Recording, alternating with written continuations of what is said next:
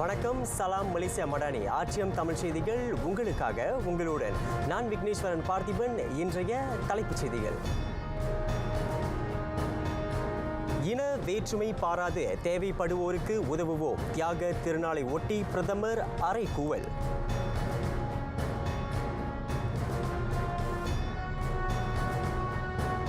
பொது போக்குவரத்திலும் மருத்துவமனைகளிலும் இனி முகக்கவசம் கட்டாயமில்லை, சுகாதார அமைச்சர் தகவல்.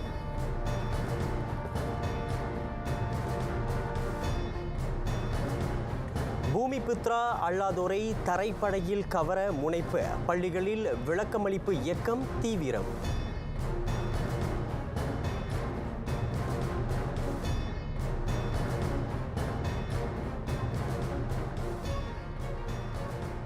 நாட்டின் நலனுக்காக இன வேற்றுமை பாராது நலிந்தோர்களுக்கும் எளியவர்களுக்கும் உரிய உதவிகள் நல்கப்பட வேண்டும்.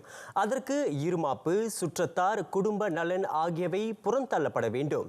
தியாக திருநாளான இன்று பிரதமர் டத்தோஸ்ரீ அன்வார் இப்ராஹிம் அந்த அறிவுறுத்தலை முன்வைத்துள்ளார்.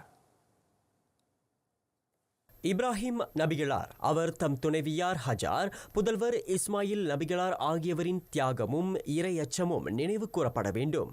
கடமையாற்றவும் அடுத்த தலைமுறையின் கனவை நனவாக்கவும் அவர்களின் கதை அடித்தளம் வகுக்கும் என பிரதமர் கருத்துரைத்தார்.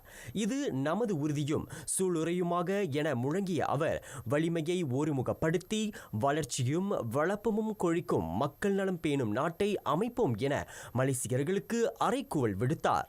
ஒவ்வொரு ஆண்டும் ஹிஜ்ரா நாள்காட்டியின் கடைசி மாதமான ஜுல்ஹிஜாவின் 10ஆம் நாளன்று உலக வாழ் முஸ்லிம்கள் ஹஜ் பெருநாளை கொண்டாடுகின்றனர். வறுமை சூழ்கொண்ட அச்சமூட்டும் பாலைவனத்தில் இறைவனை மட்டுமே சிந்தையில் இருத்தி அன்பு வழி நின்றனர் முன்னோர்கள். மக்களின் மானத்தை மீட்டு அனைவருக்கும் நீதி வழுவா நிலையை உருவாக்கும் புனித போராட்டத்திற்கு இந்த தியாகம் படிப்பனையாக அமையும் என டத்தோஸ்ரீ அன்வார் தமது ஃபேஸ்புக்கில் பதிவேற்றிய அயிலடா வாழ்த்துச் செய்தியில் வலியுறுத்தினார். இவ்வேளையில் புத்ராஜயா புத்ரா பள்ளிவாசலில் பிரதமர் தியாக திருநாள் சிறப்பு தொழுகையை மேற்கொண்டார். அவரின் துணைவியார் Dato' Sri doctor Wan Azizah Wan இஸ்மாயிலும் அந்த தொழுகையில் கலந்து கொண்டார். காலை 8:19க்கு புத்ரா பள்ளிவாசலுக்கு வருகை புரிந்த பிரதமர் தம்பதியரை மலேசிய இஸ்லாமிய மேம்பாட்டுத்துறை தலைமை இயக்குனர் டத்தோ ஹக்கீமா முகமது யூசுப் வரவேற்றார். அவர்களுடன் உள்துறை அமைச்சர் டத்தோஸ்ரீ சைஃபுடின் நசுட்டின் இஸ்மாயிலும் நாட்டின் தலைமைச் செயலாளர் தான்ஸ்ரீ முகமது ஜுக்கி அலியும் கலந்து கொண்டனர். ஐடிலடா தொழுகைக்கு முன்னர் சுமார் 20,000 பேருடன் அவர் சிறப்பு ஓதுதலில் கலந்து கொண்டார். தியாகத்தின் பண்பு நலன் எனும் தலைப்பிலான சமய சொற்பொழிவையும் அவர் செவிமடுத்தார். நடுவே சமூக வலைதள பதிவுகளில் நடுநிலைமை காக்கப்பட வேண்டும். பேராக் மாநில ஆட்சியாளர் Sultan Nazrin Muizzuddin Shah Ipoh Sultan Azlan Shah பள்ளிவாசலில் ஏறத்தாழ 1000 பேருடன் இன்று ஹஜ் பெருநாள் தொழுகையில் கலந்து கொண்டார். அவருடன் ராஜா டி ஹிலிர் பேரா ராஜா இஸ்கண்டார் ஜுல்கார்னைன் சுல்தான் இட்ரிஷாவும் கலந்து சிறப்பித்தார். சுல்தானை மாநில மந்திரி பசார் டத்தோஸ்ரீ சாரானி மோமாட்டும் ஆட்சிக்குழு உறுப்பினர்களும் வரவேற்றனர். இவ்வேளையில் கடா அலோஸ்டார் ஜாகிர் பள்ளிவாசலில் தியாக திருநாள் தொழுகை நடைபெற்றது. அதில் கடா ஆட்சியாளர் அல் அமினுல் கரீம் சுல்தான் சலாஹுடின் அல் மர்ஹூம் சுல்தான் பட்லிஷாவும் அரசியார் சுல்தானா மலிஹா அல் மர்ஹூம் தங்கு அரிஃபும் கலந்து கொண்டு சிறப்பூட்டினர். 2000க்கும் அதிகமானோர் சிறப்பு தொழுகையில் பங்கேற்றனர். தொடர்ந்து பினாங்கில் 4000க்கும் மேற்பட்ட இஸ்லாமியர்கள் இன்று ஐடிலடா தொழுகையை நிறைவேற்றினர். அவர்களுடன் மாநில ஆளுநர் துன் அஹ்மத் ஃபுசி அப்துல் ரசாக்கும் அவரது துணைவியார் தோப்புவான் ஸ்ரீ உத்தமா கடிஜா மொஹமத் நூரும் கலந்து கொண்டனர். இதற்கிடையே பெர்லிஸ் இஸ்தானா அராவ் அரண்மனை மைதானத்தில் மாநில இடைக்கால ஆட்சியாளர் துவான்கு ஷேட் ஃபவுசிடின் புத்ரா ஜமாலுலாயில் இந்த உன்னத நாளில் தமது தியாக திருநாள் தொழுகையை நிறைவேற்றினார். அரச குடும்பத்தாருடன் ஏறக்குறைய 300 பேர் தொழுகையில் பங்கேற்றனர். பஹாங் குவாந்தான் சுல்தான் அஹ்மத் 1 பள்ளி வாசலில் ஏறக்குறைய 3000 மக்கள் இன்று ஹஜ் கடமையை செவ்வனே நிறைவேற்றினர்.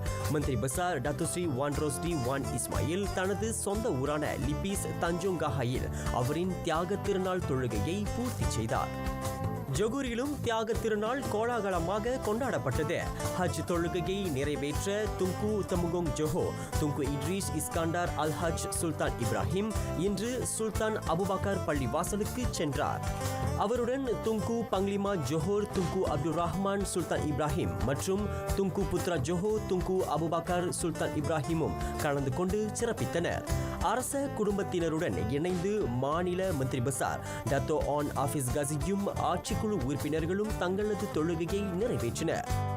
இவ்வேளையில் மலாக்கா அல் அசீம் பள்ளிவாசலில் நடைபெற்ற சிறப்பு தொழுகையில் 3000 பேர் கலந்து கொண்டனர்.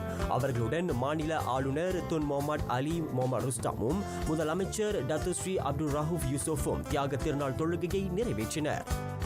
இன்று காலை 1500 பேருடன் நெகிரி சம்பிலான் ஆட்சியாளர் துவான்கு முஹரீஸ் இப்னி அல் மர்ஹூம் துவான்கு முனாவீர் சரி மனாந்தி துவான்கு முனாவீர் பள்ளிவாசலில் ஹஜ் தியாக தொழுகையில் பங்கேற்றார். அவருடன் அவரது மாநில அரசியார் துவான்கு ஐஷா ரொஹானி அல் மர்ஹூம் தங்கு பிசார் மஹ்மூட்டும் இளவரசர்களும் கலந்து சிறப்பித்தனர்.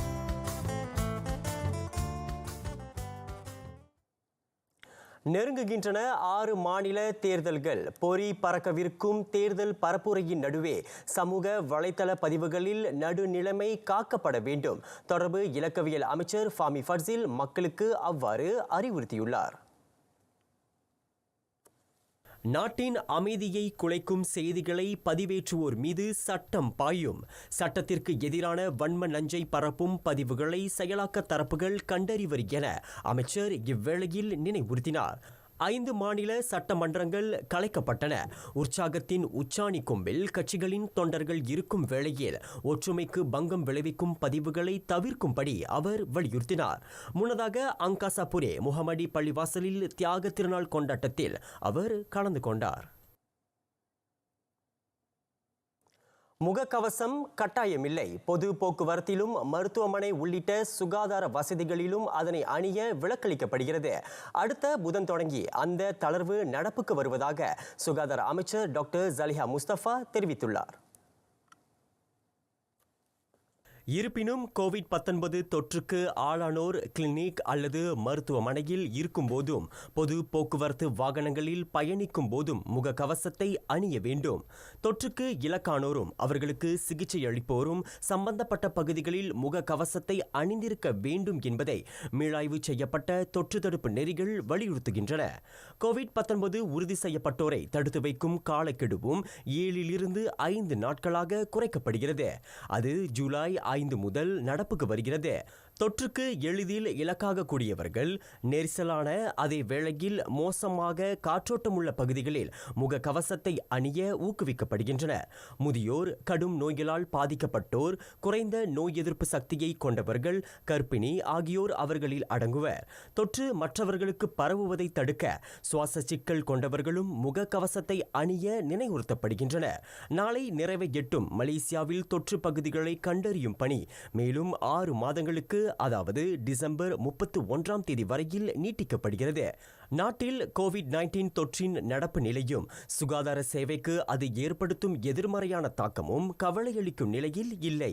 ஆயினும் அவ்வப்போது புதிய துணை திரிபுகள் தலை தூக்குவதால் அந்த கண்காணிப்பு பணியை நீட்டிக்க வேண்டிய தேவை ஏற்பட்டிருப்பதாக டாக்டர் ஜலிஹா விளக்கினார். ஜொகூர், சிங்கப்பூர் மற்றும் இந்தோனேசியாவுக்கு இடையிலான எல்லை பொருளாதாரமும் வர்த்தக நடவடிக்கைகளும் மேம்படுத்தப்படும். அதனை உந்தச் செய்வதற்கான வாய்ப்புகளையும் வியூக பகுதிகளையும் கண்டறிய ஜொகூர் மாநில அரசாங்கத்துடன் சிறப்பு சந்திப்பு நடத்த அரசு திட்டமிட்டுள்ளது. அந்த இருவழி சந்திப்பை தொடங்க மாநில மந்திரி பசார் டத்தோ ஆன் ஆஃபீஸ் கசியை தாம் தொடர்பு கொள்ளவிருப்பதாக உள்நாட்டு வாணிக வாழ்க்கை செலவின அமைச்சர் டத்தோ ஸ்ரீ சலாஹுடின் அய்யூப் தெரிவித்தார். வேளாண், பெட்ரோல் உதவித்தொகை போன்ற வர்த்தக நடவடிக்கைகளுக்கான செயல் திட்டங்களை முன்வைக்க ஏதுவான பணிக்குழுவை அமைப்பதன் மீது அந்த சந்திப்பு கவனம் செலுத்தும். கோவிட்-19க்கு முந்தைய மற்றும் பிந்தைய காலகட்டங்களில் வாகனம் கழுவுதல் போன்ற சிறிய துறைகள் நல்ல லாபம் ஈட்டின. அதேபோன்று மற்ற துறைகளும் அதிகமான வருவாய் ஈட்ட வேண்டும். எனவே எல்லை பகுதிகளில் உள்ளூர் பொருளாதார நடவடிக்கைகளை ஊக்குவிப்பது பற்றி அந்த சிறப்பு சந்திப்பின் போது கலந்துரையாடப்படும் என அமைச்சர் கோடி காட்டினார். ஜொகூரை அடுத்த இந்தோனேசியாவுடன் எல்லை பகுதிகளை பகிர்ந்து கொண்டிருக்கும் சபா, சரவாக் மாநிலங்களும் வர்த்தக ரீதியில் மிளறுவதற்கான வாய்ப்பு பிரகாசமாக உள்ளதால் அவற்றுடன் பேச்சு நடத்தப்படும் என டத்துஸ்ரீ சலாஹுடீன் குறிப்பிட்டார். சிங்கப்பூருக்குள் 10 டன் எடையிலான அரிசியை கடத்தும் முயற்சியை ஜொகூர் மலேசிய குடிநுழைவு சுங்க தனிமைப்படுத்தும் மையம் முறியடித்தது. நேற்று பிற்பகல் மணி 12:30க்கு ஜொகூர் பாரு சுல்தான் அபுபக்கர் வளாகத்தில் 50,000 ரிங்கிட் மதிப்பிலான அந்த மூலப்பொருளை சிங்கப்பூருக்குள் கொண்டு செல்வதற்கான முறையான ஆவணங்களை தொடர்புடைய லாரி ஓட்டுநர் காண்பிக்க தவறியுள்ளார். அந்த லாரி கால்நடை தீவனங்களை ஏற்றிச் செல்ல பயன்படுத்தப்படுவது சோதனையில் தெரியவந்தது. 10 பெரிய சாக்குகள் நிரப்பப்பட்டிருந்த அந்த அரிசி மூட்டைகள் யாவும் மேல் நடவடிக்கைக்காக மாநில நெல் மற்றும் அரிசி கண்காணிப்பு தரப்பிடம் ஒப்படைக்கப்பட்டது. விளக்கமளிப்பு இயக்கம் பூமிபுத்ரா அல்லாதோரை கவர தரைப்படை கையில் எடுத்திருக்கும் முயற்சி அது. குறிப்பாக பள்ளிகளில் அத்தகைய பயிற்சிகளை நடத்துவதாக தரைப்படை தளபதி general Tan Sri Mohamed Abdul Rahman தெரிவித்தார். ஆயுதப்படையில் ஒரு பிரிவாக இயங்கும் தரைப்படையில் காணப்படும் வேலை வாய்ப்புகள் குறித்து அந்த இயக்கங்களில் விளக்கப்படுகிறது.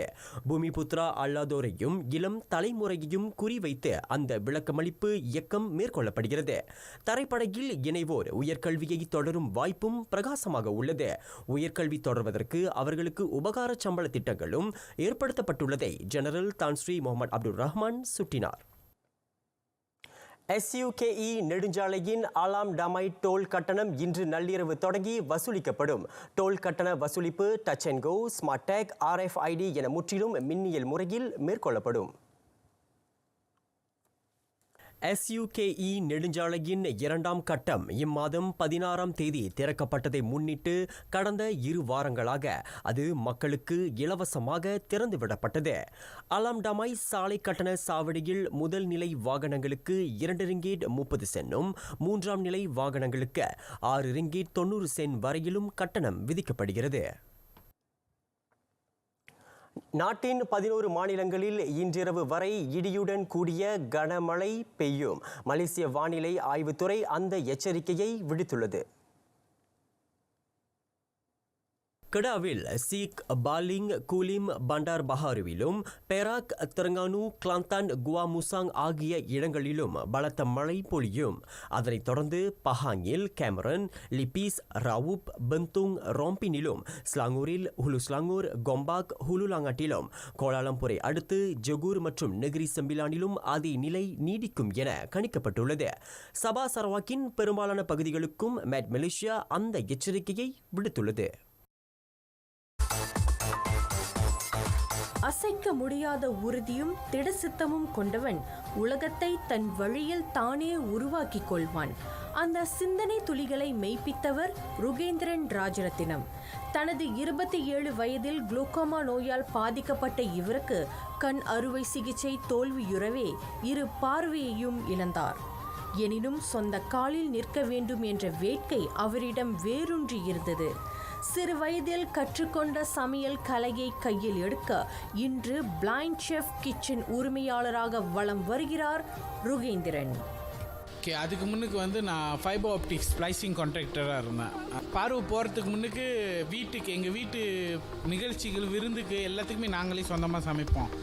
அந்த அனுபவம் இருந்துச்சு. அப்புறம் முகநூலில் ஈக்கான் திகரஸ் படாஸ், அப்புறம் அசாம் படாஸ், அப்புறம் ஸ்டீம் ஜிஞ்சர், அது எல்லாமே செஞ்சு என்னோடய முகநூலில் நான் படமாக போட்டேன். அப்போ தான் சொன்னாங்க, நீ பார்வை இல்லாமல் சமைக்கிற, நீ ஏன் கடை திறந்து செய்யக்கூடாது அப்படின்னு அக்கா தங்கச்சியெல்லாம் கொடுத்த ஊக்கத்தினால அப்படியே ஆரம்பிச்சது தான். சித்திரமும் கைப்பழக்கம் செந்தமிழும் நாப்பழக்கம் என்பதை தாரக மந்திரமாக கொண்டு பசியென்று வந்தோருக்கு உணவளிக்கிறார். முதல்ல நான் சமைச்ச சாப்பாடை யாருமே சாப்பிட முடியல. என்னாலேயே சாப்பிட முடியல. நம்ம திரும்ப செய்ய செய்ய செய்ய செய்ய பழகிடுச்சு. நம்ம சமைக்கிற இடத்த வந்து ரொம்ப அப் டு டேட்டாக இருக்கணும். இப்போ உங்கள் கிச்சனில் உங்கள் சமையல் அறையில் வந்து என்ன சமைக்க சொன்னீங்கன்னா என்னால் சமைக்க முடியாது. அதே என்னுடைய சமையல் அறையில் வந்து எனக்கு எல்லா ஜாமானும் எங்கே இருக்குது, பொருட்கள்லாம் எங்கே வச்சுருக்கேன் அது தெரியும் பாருங்களேன். அப்போ யாரும் இல்லாட்டினாலும் ஒரு 5 நிமிஷத்தில் எல்லாத்தையும் தொட்டு பார்த்து ஸ்மெல் பண்ணி பார்த்து அதை தெரிஞ்சிடும். 35 வயதுடைய இவருக்கு இந்திய பாரம்பரிய உணவு வகைகள் மட்டுமின்றி அணிச்சல் மற்றும் பலகார வகைகளை தயாரிப்பதில் கைவந்த கலை எனலாம். என்னோடய சிக்னேச்சர் ஃபுட்னா மட்டன் செட்டிநாடு, அப்புறம் கோழி செட்டிநாடுலாம் நான் என்னுடைய சொந்த மசாலாவை பயன்படுத்தி தான் செய்கிறேன். கடையில் உள்ள பெரட்டல் எல்லாமே வந்து என்னுடைய சொந்த மசாலா. வீட்டில் சாப்பிட்ட உணர்வு கண்டிப்பாக கிடைக்கும். ஏளன பேச்சுக்களால் ஒருபோதும் துவண்டதில்லை என கூறுகிறார் பூச்சோங் வாசியான அவர். சில கஸ்டமர் வந்து உண்மையிலேயே நல்ல ஆதரவு கொடுக்குறாங்க. சில பேர் வந்து நம்பிக்கை இல்லாமல் இருக்கிறாங்க. அப்புறம் உனக்கு கண்ணு தெரியாது, நீ சமைச்சு நான் சாப்பிட்ணுமான்னு ஏழை பண்ணுறவங்களும் இருக்காங்க. அந்த மாதிரி யார் என்ன சொன்னாலும் நம்ம தொடர்ந்து பயணிப்போம் அப்படின்னு சொல்லி ஒரு நம்பிக்கையில் ஓடிக்கிட்டு இருக்கிறேன். தன்னை போன்றோர் மாற்று திறனாளிகள் அல்ல, மாற்று திறமை உள்ளவர்கள். அவர்களை பட்டை தீட்ட வேண்டும் என்பதே அடுத்த கட்ட இலக்கு என மலேசிய பார்வையற்றோர் சங்கத்தில் கல்வி பயின்றவருமான ருகேந்திரன் தெரிவித்தார். பல தடைகள் தோல்விகளுக்கு மத்தியில் சிறகு விரித்து பறக்கும் ருகேந்திரனுக்கு அந்த வானம் வசமாகட்டும்.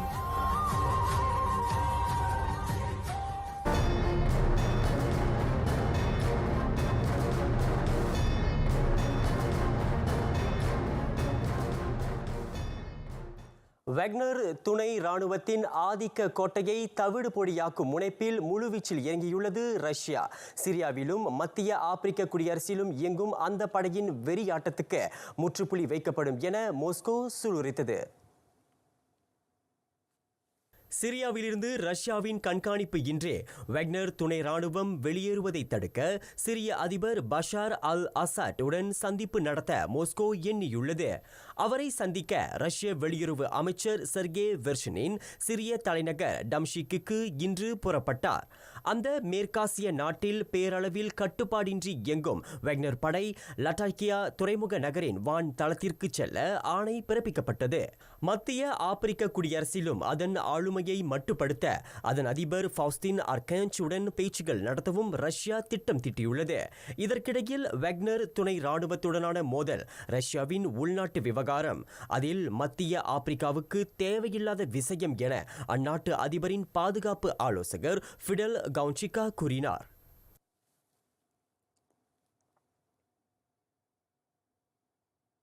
இன்று கொண்டாடப்படும் தியாக திருநாளை முன்னிட்டு ஒருங்கிணைந்த போர் நிறுத்தத்தை அறிவித்தது சூடான். அந்த குடியரசு முழுவதும் நடக்கும் இனப்படுகொலைகளை உலகம் பார்த்து கொண்டிருப்பதாக அந்நாட்டு தலைவரும் ஆயுதப்படை தளபதியுமான அப்டெல் ஃபத்தா அல் புர்ஹான் தெரிவித்தார். தேச துரோகத்திற்கு எதிராக தமது படை அதன் பொறுப்பை நிறைவேற்றியதாக புர்ஹான் கூறினார். அதற்கு ஆதரவு அளித்த மக்களுக்கு அவர் நன்றி தெரிவித்துக் கொண்டார். அந்நாட்டின் RSF துணை படை தளபதி ஹமடிட் என்றழைக்கப்படும் முகமது ஹம்டானா டகாலோ சூடான் மக்களின் துன்பத்தின் மீது தனக்கென ஓர் அரசாங்கத்தை அமைக்க முற்படுவதாக புர்ஹான் குற்றம் சாட்டினார். மேலும் சூடானிய மக்களை ஆட்சிப்பீடத்தில் அமர வைக்கும் மக்களாட்சி முறைக்கு திரும்ப ஆயுதப்படை தயாராக இருப்பதாக அவர் சூளுரைத்தார். டைட்டன் நீர்மூழ்கி வெடித்து சிதறிய பகுதிக்கு அருகில் மனித உடல்களின் சிதைவு அடையாளம் காணப்பட்டிருப்பதாக நம்பப்படுகிறது. 5 உயிரை பலிகொண்ட அந்த வெடிப்பு தொடர்பான பல்வேறு மர்ம முடிச்சுகளுக்கு அது பதிலாக அமையலாம் என எதிர்பார்க்கப்படுகிறது. அந்த சிதைந்த பாகங்கள் ஹொரைசான் ஆர்டிக் கப்பலில் இருந்து பழுது தூக்கியின் வழி நியூ ஃபவுண்ட்லேண்ட் சென்ட் ஜான் துறைமுகத்திற்கு கொண்டு செல்லப்பட்டது. ஓஷன் கேட் நிறுவனத்துக்கு சொந்தமான அந்த நீர்மூழ்கியின் பாழான பாகங்கள் டைட்டானிக் கப்பலின் சிதைவுகளில் இருந்து சுமார் 488 மீட்டர் தொலைவில் கண்டெடுக்கப்பட்டுள்ளது. பாதுகாப்பு கட்டுப்பாடுகளுக்கு இணங்காத டைட்டன் நீர்மூழ்கியின் அந்த ஆழ்கடல் பயணம் பற்றி அமெரிக்கா, கனடியா அதிகார தரப்பு பல்வேறு கேள்விகளை எழுப்பி வருகின்றன. பிரான்சில் 17 வயது ஆடவரை போலீசார் சுட்டதால் பதற்ற கனல் மூண்டுள்ளது. அதனை அடுத்து பெரும் கலவரம் வெடிக்கக்கூடும் எனும் அச்சத்தில் ஆயிரக்கணக்கான பாதுகாப்பு படையினர் அங்கு குவிக்கப்பட்டுள்ளனர். அந்த ஆடவரின் மரணத்தால் பாரிஸின் புறநகர் பகுதி கலவர காடாக மாறியது. அதனால் 24 போலீசார் காயமுற்றதுடன் வன் செயல்களுக்கு வித்திட்ட 31 பேர் கைது செய்யப்பட்டனர். 2 நாள்களாக கலவர நெருப்பு பற்றி எரியும் நிலையில் பாரிஸ் சுற்றுப்பகுதிகளில் சுமார் 2000 கழக தடுப்பு போலீசார் களமிறக்கப்பட்டுள்ளனர். கடந்த செவ்வாய் போக்குவரத்து விதிகளை மீறி வாகனத்தை செலுத்திய நஹல் என அறியப்படும் 17 வயது இளைஞரை போலீசார் சுட்டனர். மார்பில் பாய்ந்த போலீசாரின் துப்பாக்கி குண்டு அவரின் உயிரை மாய்த்தது. எனினும் போலீசின் கூற்றுக்கு முரணாக மெர்சிடிஸ் ரக காரை ஓட்டிச் சென்ற அந்த இளைஞரை போக்குவரத்து போலீசார் தடுத்து நிறுத்தி அவரை நோக்கி துப்பாக்கியை நீட்டியது போன்ற காணொளி சமூக ஊடகங்களில் பரவலாகி வருகிறது. காரை எடுத்து தப்பிச் செல்கையில் அந்த ஆடவரை நோக்கி போலீஸ் சுட்டது தொடக்க புலனாய்வில் தெரிய வந்தது. கனடாவில் ஏற்பட்ட காட்டுத்தீ அமெரிக்காவின் ஒரு பகுதி புகை மூட்டத்தால் சூழ்ந்துள்ளது. காற்று மாசுபாடு மோசமடையும் நிலையில் அதனால் அந்த வல்லரசில் குறைந்தது 8,70,00,000 பேர் பாதிக்கப்பட்டுள்ளனர். உலகில் மிக மோசமான காற்றுத்தர குறியீட்டை கொண்ட நகரங்களாக டிட்ராய்ட், சிகாகோ மற்றும் மினியாபோலிஸ் உள்ளன. இந்நிலையில் காற்றுத்தர குறியீடு ஆரோக்கியமற்ற அளவை தாண்டினால் மக்களின் விவேக கைபேசிக்கு எச்சரிக்கை விடுக்கப்படும் என நியூயார்க் ஆளுநர் கேட்டி ஹாக்கல் தெரிவித்தார். அதேவேளை நியூயார்க் மாநகரவாசிகள் தொடர்ந்து விழிப்புடன் இருக்குமாறு அறிவுறுத்தப்படுகின்றனர். அமெரிக்காவில் வளிமாசால் 6,90,00,000 பேர் பாதிக்கப்படுவர் என கணிக்கப்படுகிறது. இதனிடையே சிலையில் பெய்து வரும் கனமழையால் உட்புற பகுதிகள் வெள்ளக்காடாய் மாறியிருக்கின்றன. 2 வெள்ளத்தில் சிக்கி பலியான நிலையில் 4 மாயமாகினர். சகதி வெள்ளத்தால் வீடுகளும் தோட்டங்களும் கடும் சேதங்களுக்கு இலக்காகியுள்ளன. பயிர்கள் முற்றிலும் நாசமாகின. கடந்த சில நாட்களாக பெய்து வரும் அடைமழை விளை நிலங்களை பேரளவில் பாதித்துள்ளது. அதனைத் தொடர்ந்து அந்த குடியரசில் அவசர காலம் அறிவிக்கப்பட்டுள்ளது.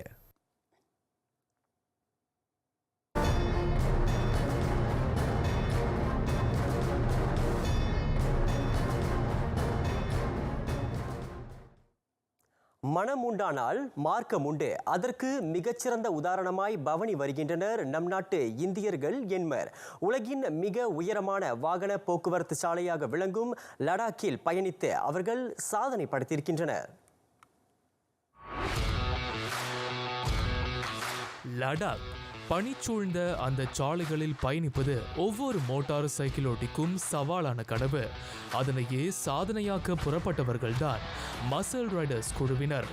உறைநிலைக்கு கீழ் 25 பாகை செல்சியஸ் குளிர், ஆபத்தான கரடுமுரடான பாதை, இத்தகைய சவால்களுக்கு நடுவே 18,380 அடி உயரத்தை மோட்டார் சைக்கிளில் கடந்து அவர்கள் சாதனை புரிந்திருக்கின்றனர். மே 17ஆம் தேதி தொடங்கிய அந்த பயணம் ஜூன் 5ஆம் தேதி வரையில் 21 நாள்களுக்கு நீடித்தது. ஒரு 5 ஃபீட் ஐஸ் ஆயிட்டில் எங்கிட்ட லெஃப்ட் ரைட்டில் வந்து ஒரு 20 ஃபீட்டு 15-20-30 ஃபீட் வரைக்கும் ஐஸ் இருந்துச்சு. தான் அதெல்லாம் துணிஞ்சு 8 பேர் ஒரு சாதனையாக மலேசியனால் முடியும்னு லடாக்கை முடிச்சு வந்தோம். ரோடே இல்லை. அந்த மாதிரி இடத்துல போயிட்டு மாட்டி ஒரு மோட்டர் கட்டு போய் உதவி இல்லாமல் அவ்வளோ டஃபாக அவ்வளோ கஷ்டப்பட்டு இல்லை மலேசியா வந்து நம்ம கீழே கொண்டு வரக்கூடாது, மலேசியன் முடியும் இந்த மாதம் செஞ்சுட்டாங்கன்ட்டு இந்த 8 பேரும் அவ்வளோ ஒரு ஒத்துழைப்பு கொடுக்கும். அந்த ரோட்டையும் முடிச்சுட்டு கடைசி வந்து சேர்றப்ப ஃபாரஸ்ட் ஆஃபீஸர் இந்த பாதையில் நீங்கள் வந்தீங்கன்னு கேட்குறாங்க. எல்லாமே எப்படி முடிச்சிங்கன்னு. இந்த வெற்றி வந்து எங்களை சேர்ந்ததில் மலேசியனா எங்களை நம்மளை எல்லாத்தையும் சேர்ந்த இந்த வெற்றி. லடாக் வந்து யாருமே வந்து மே மாதம் செய்ய மாட்டாங்க. மே மாதம் வந்து இந்தியன் ரைடர்ஸ் கூட இந்தியாவில் ரைடர்ஸ் கூட செய்ய மாட்டாங்க. அது மலேசியன்ஸ் வந்து ஒரு 8 ரைடர்ஸ் செஞ்சாங்கன்னா அவங்க ஒரு பெரிய சொல்லட்டு நான் சொல்லணும். மே பிகாஸ் வந்து அப்போ தான் வந்து பார்டர் திறக்கிறாங்க. வந்து ஒரு டிஃப்ரெண்டான ஒரு challenger. May is a top in Ladakh. லடாக்கில் அதுவும் மோட்டார் சைக்கிளில் பயணிப்பது என்பது சுலபமான காரியமன்று. சில இடங்களில் முறையான சாலை வசதிகள் இருக்காது. அதீத குளிரால் உடல் உறைந்துவிடும். கரணம் தப்பினால் மரணம் என்பதற்கு ஒப்ப பயணிக்கும் ஒவ்வொரு நொடியும் சவாலானதாகவே இருக்கும். ஆரம்பத்தில் நாங்கள் போகும்போது எல்லாத்துக்கும் ரொம்ப பயமாக இருந்துச்சு. ஏன்னா இந்த ரைட் வந்து ரொம்ப டாஃபான ரைட். ஏன்னா இது அவங்க போகிற டைம் வந்து பனிமலை அப்போ தான் கரையிற டைமு. ஸோ அப்போ அட்வைஸ் பண்ணோம், இந்த ரைட் உண்மையிலே உங்களுக்கு தேவையா, ஏன் அவ்வளோ ரிஸ்க் எடுத்து போகிறீங்க, எல்லாத்துக்கும் ஃபேமிலி இருக்குது, கொஞ்சம் யோசிச்சு செய்யுங்கன்னு. பட் என் பிரசிடென்ட் சொன்னாங்க, எதனாச்சும் வந்து யாரும் செய்ய முடியாத நம்ம ஒன்று செஞ்சு காமிப்போம். ஒரு இம்பாசிபிளான ரைட் நம்ம அதை பாசிபிளாக காமிப்போம், இந்த மக்களுக்கு காட்டுவோம், நம்மளால செய்ய முடியும்ட்டு ஒரு துணிச்சலான முடிவு எடுத்து வெற்றிகரமாக போயிட்டு வந்துட்டாங்க. இந்த பைக் விழுவுறது, அந்த மலை சரியுது, அதெல்லாம் இருந்துச்சு. ஆனால் அதெல்லாம் தாண்டி நம்ம நல்ல மாதிரி வந்துட்டோம். இதுதான் ஒரு டீமாக இருந்தனால தான் இது சாதனையை நம்ம செய்ய முடிஞ்சிச்சு. கிளாச்சி எரிஞ்சு போச்சு. அது இன்னும் எனக்கு ஒரு மாதிரி பயம் வந்துருச்சு. என்னடா இப்போ என்ன இல்லை எனக்கு விட்டு போயிடுவாங்களா. ஆனால் யாரும் விட்டுட்டு போகல. நின்று என் பைக்கை ஏற்றிட்டு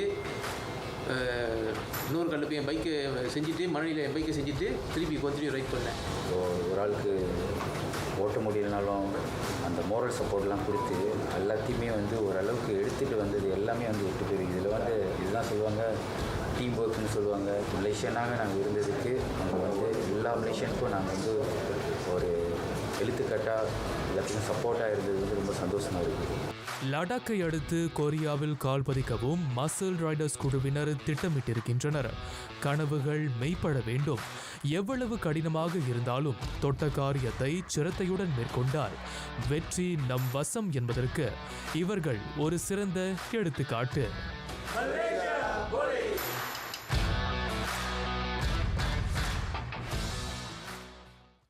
செல்சி வீரர் கை ஹாவர்ட்ஸை நீண்ட கால அடிப்படையில் ஒப்பந்தம் செய்துள்ளது ஆர்சனல். நடப்பு கோடை காலத்தில் த கன்னர்ஸில் இணையும் முதலாவது வீரராக அந்த ஜெர்மனியர் விளங்குகிறார்.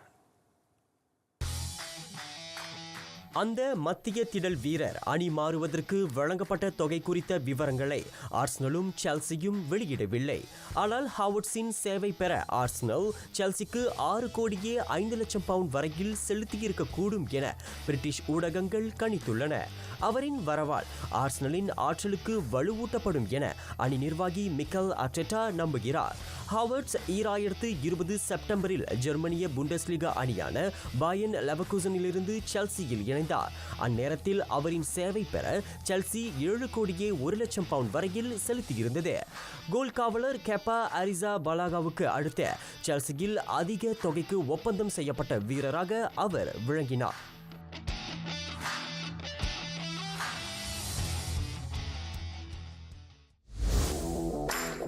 இவ்வேளையில் செல்சியின் முன்னாள் கோல் காவலர் எட்வர்ட் மெண்டியும் சவுதி அரேபியாவின் அல் அஹ்லி அணிக்கு மாறியுள்ளார். அந்த அரபு அணிக்கு மாறிய 3வது செல்சி வீரராக அவர் விளங்குகிறார். செனகலைச் சேர்ந்த மெண்டியை அல் அஹ்லி 2026ஆம் ஆண்டு வரைக்கும் ஒப்பந்தம் செய்திருக்கிறது. அவரின் சேவையை பெற அவ்வணி நிர்வாகம் 1 கோடியே 6 லட்சம் பவுண்ட் வரையில் செலுத்தியிருக்கக்கூடும் என நம்பப்படுகிறது.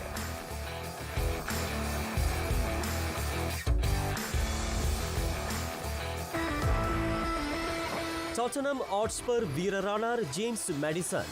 40 மில்லியன் பவுனில் அந்த இங்கிலாந்து மத்திய திடல் வீரர் அந்த பிரீமியர் லீக் அணியில் இணைகிறார்.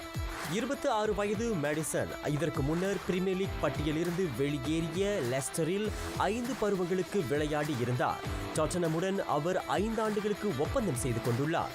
கோடையில் அந்த அணியில் இணைந்த 3வது வீரராக மேடிசன் இருக்கிறார்.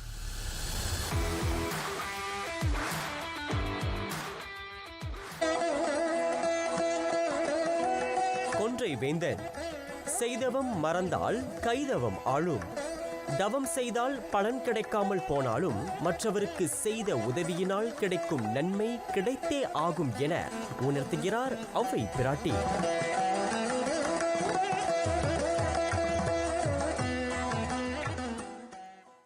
நிறைவடைகின்றன RTM தமிழ் செய்திகள். எங்களோடு இணைந்ததற்கு நன்றி. மலேசியா மடானி தெக்கட்பர் படுவான் பொன்னோஹி ஆராப்பான்.